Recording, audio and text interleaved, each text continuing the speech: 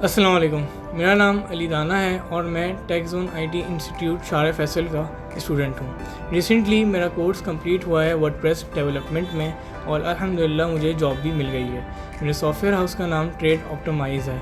इन दी and मैं sir Shoaib और टेकज़ोन का ख़ास शुक्रिया अदा करना चाहता हूँ कि उनकी तरफ से मुझे ये जॉब ऑफ़र हुई और आज मैं एज अ टीम लीड काम कर रहा हूँ। साथ ही साथ जितने भी यंगस्टर्स हैं, स्पेशली ओ लेवल्स इंटर्स जो अभी कर रहे हैं, उनको मैं ख़ास रिक्वेस्ट करूँगा और ये अपॉर्चुनिटी अवेल करने का ऑप्शन दूंगा कि वो टेकज़ोन में एज अ वर्डप्रेस डेवलपमेंट का कोर्स लें और with in 2 months to 3 months वो अपनी स्किल्स डेवलप कर सकते हैं और आगे जाके जॉब भी कर सकते हैं। Thank you टेकज़ोन।